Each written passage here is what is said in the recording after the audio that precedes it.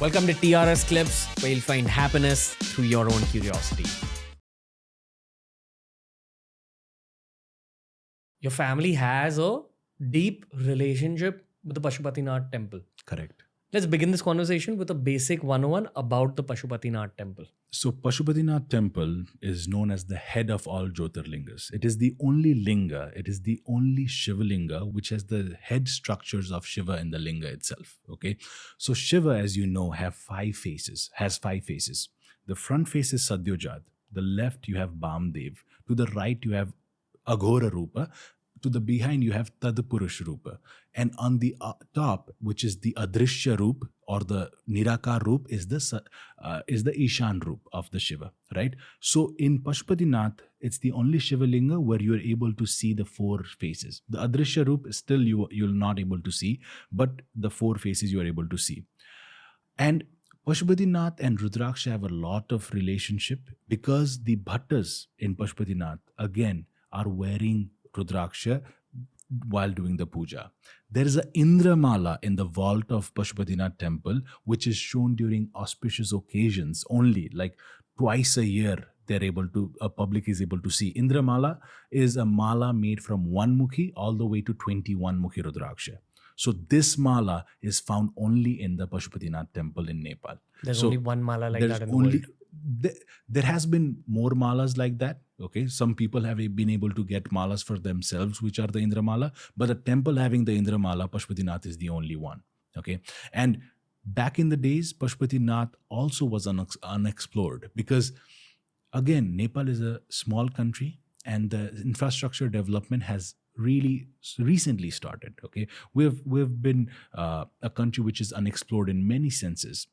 Back in 1960s, there were only about 3 to 4 shops in the premises of Pashupatinath. The first shop in it was the shop of late Srimati Lakshmi, who is my grandmother, who started, with Rudraksha and providing Rudraksha. Today, Nepa Rudraksha supplies to more than 163 countries.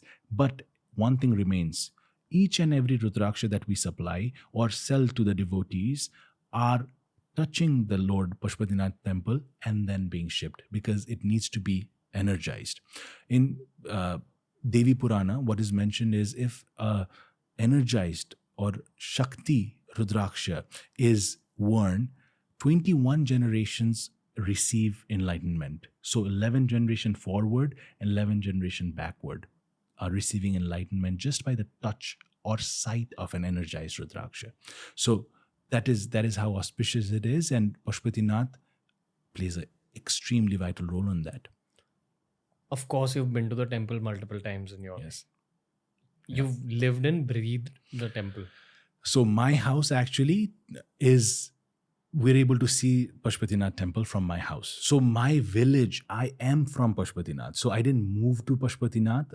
Our establishment didn't happen in Pashupatinath, but even my great-grandfather lived in Pashupatinath. So it's as if I am from Pashupatinath. That my father was actually born in a house which is touching the temple. So that's the reason I feel like I'm blessed to be talking to you today about Rudraksha. It has a lot to do with me being from Pashupatinath as well. Pashupatinath sends people who do different things for Shiva. And one of the things that I think my family chosen to do is educate people about the science of Rudraksha. Tell me about your personal relationship with the temple.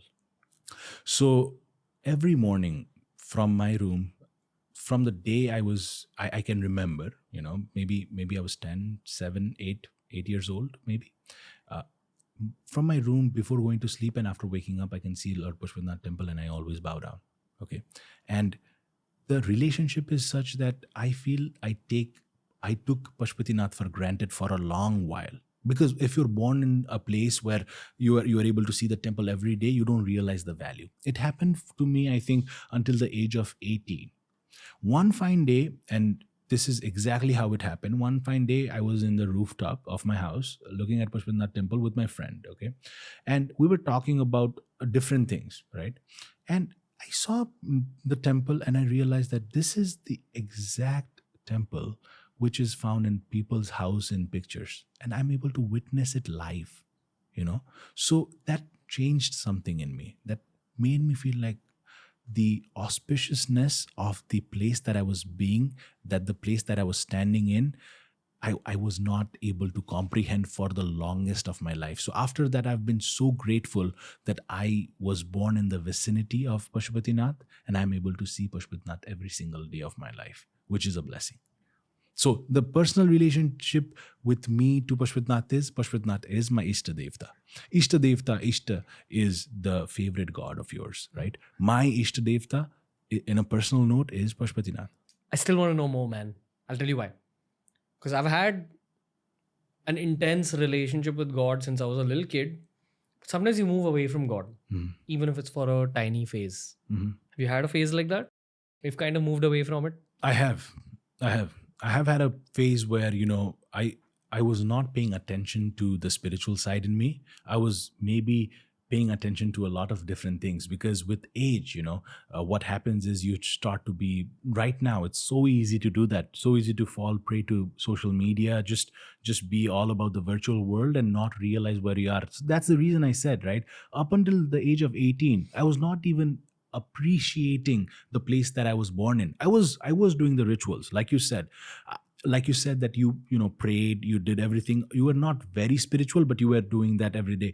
Similar to me, there's never been, by the grace of Shiva, a day in my life where I have not prayed. That has never happened to me. But intentional praying is something that I did later on. So, you pray Om Namah Shivaya, or do a mantra like Om Trambakam Yajamhe Sugandhim Pushtivardhanam Urvagu Bandhanat Amritor Mukshya Mamritat, right? You do this, but you are not there.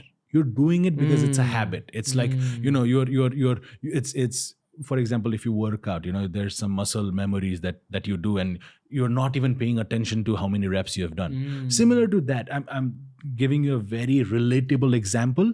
So, when you're doing the mantras, you're joining your hands, you're praying to the God, but you're not there.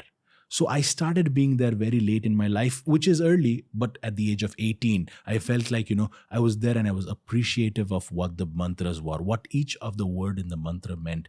I started to dive deeper, and then my quest began. Yes, I was born in a family of Vedic practitioners, but there was never a, forced sense of, okay, you have to do this. This is what I chose. And I feel I didn't choose this, but this chose me instead. What did your grandfather tell you about Pashupatinath? So my grandfather passed away when I was in the grade 4. So I was 8 years old when he passed away. But you would have had some memory of... Yes, some memory. So I'm coming to that. The some memory that I have is my grandfather was literally carrying me, his playground. He used to play chess, right? He was a priest at Pashupatinath temple. He was a priest. He used to do the karma kanda priest. So he used to do the karma kanda. He used to do your puja for you. So that's the kind of family that I come from. But he carried me. He took me to the temple. That much I remember, So temple journey, going to the premises of temple began very early to me. But my grandfather always said this, that Shiva is everywhere. In his room, I remember his room, the room that he passed away in eventually, and his room, he had all the pictures of all the deities. And he said, that the temple is where you pray. You can pray anywhere. You don't have to, go to a temple. Even though we were sitting right beside Pashupatinath, he considered that, the most important thing is your gratitude and, your bhakti towards the Lord. And that's exactly what he did. And that instilled in me. So even today, even if I'm traveling, I just close my eyes, I see Shiva, and I, do a Rudravishek in my head. And this is a very common practice. Sivas Manas Puja is one of the stotra that you listen to, right? Manas Puja, what does that mean? When Adi Shankaracharya came to Pashupatinath, what happened is he didn't find the resources. Like I said, it was unexplored. He didn't find the resources to do all the puja. So what did he do? He did the Shiva Manas Puja and did the puja with his mind. He was offering the milk, the panchamrit, yes, the flowers, everything in the manas, goosebumps to worship, right? So that's exactly what my grandfather instilled in me is the main puja that you can do is close your eyes, meditate on Shiva, and the puja happens there and there. And to get to this level of spirituality or awakening, use tools like Rudraksha. That's simple. One has to truly experience this within the mind puja to understand the impact it has on your spiritual journey and to understand the impact it has on your sense of bhakti. Yes. I offer some thing to the deities I pray to in this room, like right behind you, every night.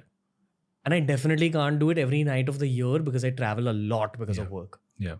But there is not a single day that I go to sleep without performing the puja in my head. At least. Or ideally performing it here in the physical realm. But if I'm traveling, I don't care where it is. I could be on an overnight flight to America. I'll perform it in the flight. Yes. Because that is the power of visualization as well as the power of your own heart and soul. Yeah. And that requires a lot of practice because you know how negative thoughts can come and affect the visualization aspect of yours. So this is something that you probably have worked on for a long time, that now even if you close your eyes, you're able to exactly see the deities that you want to offer, your prasadam to, your naivedya to, and complete the puja all in your head. Because it's, for someone who's already doing it, it sounds like it's a common practice that you can do even in your flight to the US. But for someone who has never done this, to be in that state of being able to visualize is extremely difficult. And how do I know this? Is because being a Rudraksha consultant, I consult a lot of people. I've seen my father consult a lot of people, and I've heard stories of my grandfather consult a lot of people. And the first thing that they have problem with is being able to stop the noise in their head. Because once the noise stops, once the room is closed, that is when the puja begins. That is when the sadhana begins. The number one factor that affects a person is their ability to concentrate and focus. And, there are tools for us, for that to be aided. There are sadhans for the sadhana to be done, but you understand what I mean. The negative noises in your head can definitely pollute the sadhanas that you do.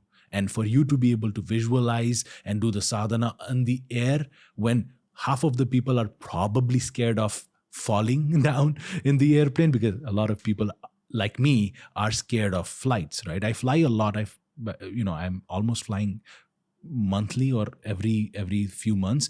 But to be able to concentrate, close everything, to attain mrityunjaya, meaning the fear of mrityu is gone, and be able to practice, even if it's for 30 seconds, that has brought you close to Shiva. That is not a simple, okay, I do this kind of a thing. For someone who's doing it, it might be common, but for someone who's not done it, that's a great feat. It's like running a 90-kilometer marathon. Which is possible because every day you're running a kilometer. Correct. Every single bow down to the God counts. Every single thought of prayer counts. Every single step you take towards spirituality, whether it just be Om Namah Shivaya, just that counts. It adds up. It's not going, somewhere. It's all adding up, and it has led to this day today. Hey, if you enjoyed today's clip, make sure you check out all the other clips we've uploaded on this channel. You'll find a clip related to almost every single topic as long as you're willing to search for it.